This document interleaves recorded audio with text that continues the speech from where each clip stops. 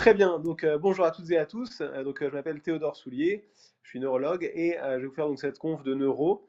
Donc en deux grandes parties, donc on va surtout on va corriger donc le dossier 1 et le dossier 3 avec donc pour objectifs principaux de voir donc les critères de gravité sur une céphalée, bien étudier les céphalées en coup de tonnerre, faire des rappels de prise en charge neurovasculaire. Et puis dans le dernier dossier, donc dossier 3, donc faire des rappels sur les neuropathies périphériques, donc comment on raisonne devant une neuropathie périphérique, mais aussi faire un rappel sur les pathologies médulaires. Donc c'est un peu les objectifs de cette conf. Donc, dossier 1. On a donc une nuit de garde en USINV on est attiré par un dossier, donc 26 ans, patiente, droitière, tabagique, des antécédents ortho, et le motif c'est céphalée. Donc les questions, c'est qu'est-ce qui nous inquiète sur une céphalée. Et donc la question principale sous-jacente, en fait, qu'est-ce qui fait que sur un motif aussi fréquent qu'une céphalée, on doit s'inquiéter. L'enjeu, c'est de distinguer des céphalées dites primaires, donc qui sont des maladies neurologiques chroniques, qui sont à prendre en charge sans urgence, qui se règlent au cours d'une consultation de neurologie en ville, euh, de céphalées secondaires, donc céphalées symptômes.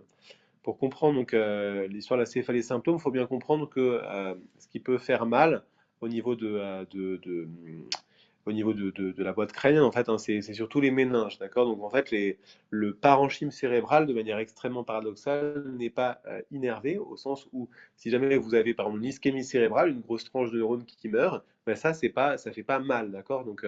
Une ischémie cérébrale, le fait que les neurones meurent parce qu'ils sont en défaut de suppléance énergétique, c'est pas quelque chose de douloureux. Ce qui est douloureux, en fait, ça va être les nocicepteurs, ils sont sur les méninges, donc ça va être les variations de pression dans un sens comme dans l'autre, donc hyperpression ou hypopression, au niveau des méninges. Donc, toute variation du volume intracrânien, même subtile, peut faire mal. D'accord? Donc ça, c'est la céphalée secondaire, la céphalée symptôme, et c'est ça que vous redoutez.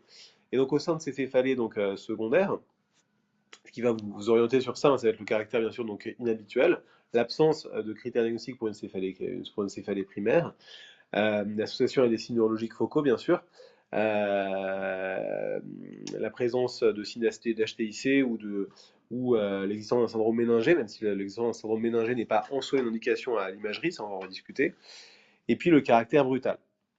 Donc le caractère brutal, donc une céphalée brutale ou céphalée en coup de tonnerre, c'est une céphalée qui atteint son maximum de VA en moins de 5 minutes. Pourquoi une céphalée brutale ou céphalée en coup de tonnerre, c'est quelque chose qui est forcément un critère de gravité, parce qu'en fait c'est une céphalée qui est suspecte d'être une céphalée vasculaire jusqu'à preuve du contraire. Donc toute céphalée brutale est une céphalée vasculaire jusqu'à preuve du contraire. Donc la question, c'est qu'est-ce qui peut donner du coup donc une céphalée brutale comme étiologie vasculaire. Donc je vous laisse, hein, si vous pouvez proposer des choses sur le chat. Donc donnez-moi des causes de céphalée brutale, du coup qui pourraient être expliquées par une cause vasculaire. Très bien, je vois qu'il y a des réponses, génial. HSA, très bien. Donc de manière plus générale, tout saignement, euh, tout à fait. Donc de manière générale, tout saignement intracrânien, d'accord. Ça peut être sous-arachnoïdien, mais ça peut être aussi intraparenchymateux. Donc tout saignement intracrânien, je suis tout à fait d'accord avec ça. D'autres causes AVC. Alors donc justement, donc l'AVC, donc il faut être un peu plus précis parce qu'en fait, donc c'est très bien Inès d'avoir proposé ça. Comme je disais, donc l'ischémie cérébrale en elle-même n'est pas quelque chose qui fait mal, d'accord? C'est-à-dire que le fait de d'ischémier une tranche de parenchyme, si tu fais un AVC ischémique cilié profond par exemple, ça ne fait pas mal, d'accord? Donc si jamais tu as des céphalées sur un AVC, soit c'est que du coup c'est un AVC par exemple hémorragique, donc là on rentre dans la grande case saignement intracrânien, donc ça oui, ça va faire changer le volume intracrânien rapidement. Ou alors, dans le cas de l'AVC malin, où là, du coup, tu vas avoir beaucoup d'œdème, et donc l'œdème secondaire à la nécrose, lui, du coup, va effectivement pouvoir faire une HTIC, et c'est par ce mécanisme que ça peut faire mal. Mais en soi, ce n'est pas douloureux.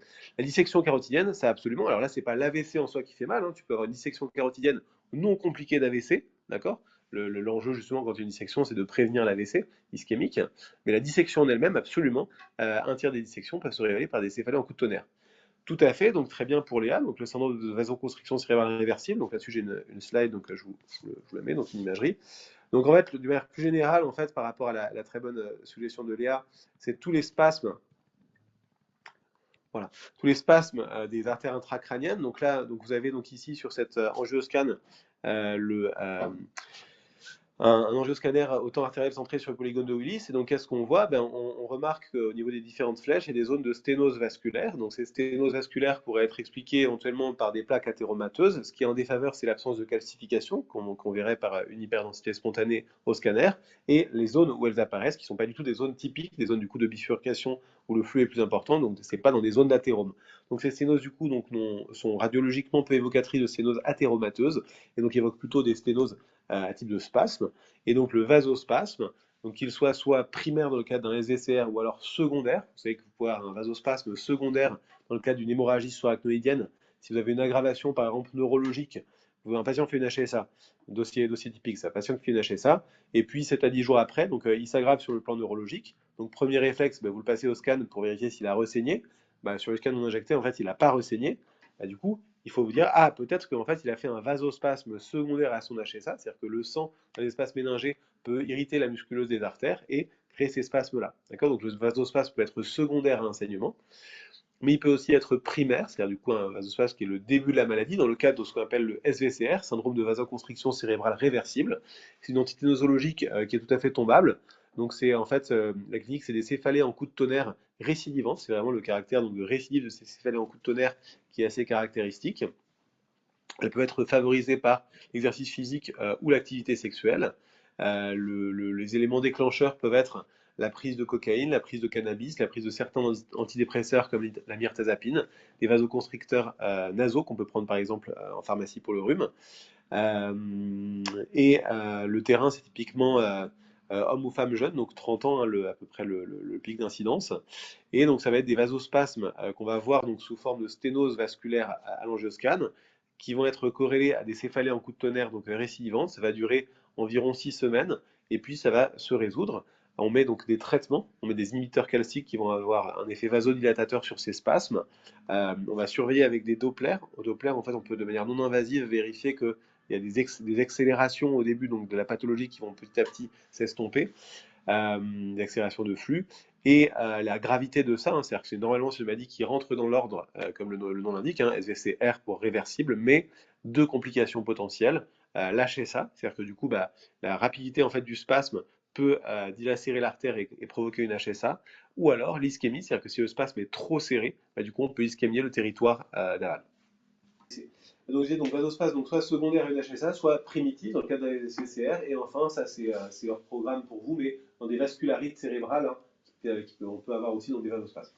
Donc très bien, donc j'achète tout à fait donc, le vasospasme, j'achète tout à fait la dissection artérielle tout à l'heure, j'achète tout à fait les saignements intracrâniens pour les céphalées en coup de tonnerre. Est-ce que vous voyez une dernière cause de céphalée en coup de tonnerre là?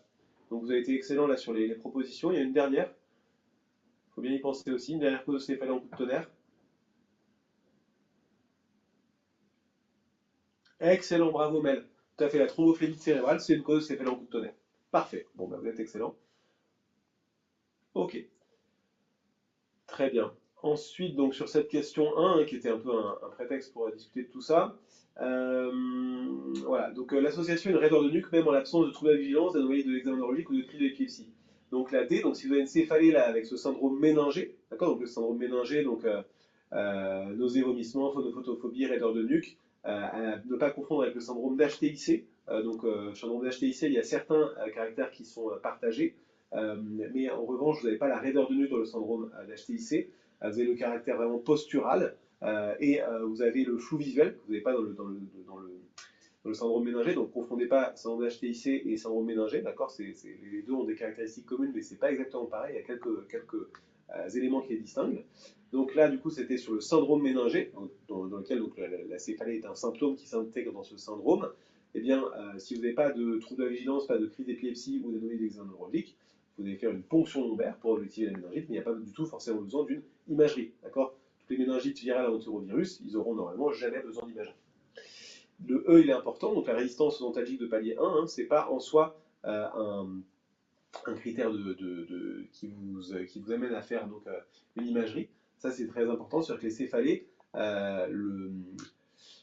l'intensité de la douleur n'est pas un critère de gravité. Je vous donne un exemple. Si vous avez par exemple un patient qui fait un état de mal migraineux, donc une crise migraineuse qui dure depuis plus de 3 jours, qui fait par exemple suite à une céphalée chronique quotidienne par abus médicamenteux, il peut se balader avec une EVA en continu à 9 sur 10, il est vraiment extrêmement douloureux, mais en fait, ce n'est pas un patient qui va décéder dans les heures qui viennent.